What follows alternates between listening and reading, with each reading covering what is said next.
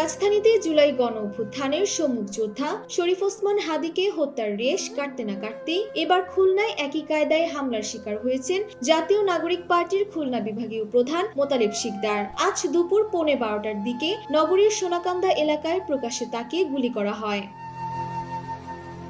গুরুতর আহত মোতালেব শিকদারকে তাৎক্ষণিক উদ্ধার করে খুলনা মেডিকেল কলেজ হাসপাতালে ভর্তি করা হয়েছে। হাসপাতালের কর্তব্যরত চিকিৎসকরা জানান তার অবস্থা বর্তমানে আশঙ্কাজনক। মোতালেব শিকদার সোনাডাঙ্গা শেখপাড়া পল্লী মঙ্গল স্কুল এলাকার মৃত মুসলিম শিকদারের ছেলে। তিনি এনসিপির পাশাপাশি শ্রমিক শক্তির কেন্দ্রীয় সংগঠক হিসেবেও দায়িত্ব পালন করছেন।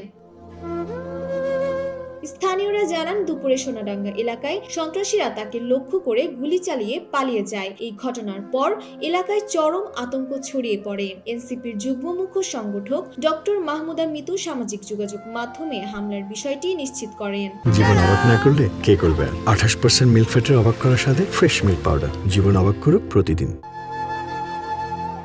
এনসিপির খুলনা জেলা ও মহানগরের সংগঠক সাজিদুল ইসলাম বাপ্পি বলেন, সোনাডাঙ্গা এলাকায় মোতালেব শিকদারকে টার্গেট করে গুলি করা হয়েছে। আমরা এই বর্বরচিত হামলার তীব্র নিন্দা জানাচ্ছি এবং দ্রুত অপরাধীদের গ্রেফতারের দাবি করছি। ডক্টর আহাদ জানান তার মাথার খুলির পাশ দিয়ে গুলিটা চলে যায়, তবে সে কথা বলছে এবং তার অবস্থা গুরুতর আশঙ্কাজনক নয়। তিনি দেশজুড়ে সকলকে সাবধানতা অবলম্বন করার কথা বলেন। সাম্প্রতিক সময়ে দেশের রাজনৈতিক পরিস্থিতির প্রেক্ষাপটে রাজনৈতিক নেতাদের উপর এমন ধারাবাহিক হামলা জনমনে নতুন করে উদ্বেগের সৃষ্টি করেছে। পুলিশ জানিয়েছেন ঘটনার রহস্য উদ্ঘাটন ও হামলাকারীদের শনাক্ত করতে তদন্ত শুরু হয়েছে। ডেস্ক রিপোর্ট, জয় জয় দিন।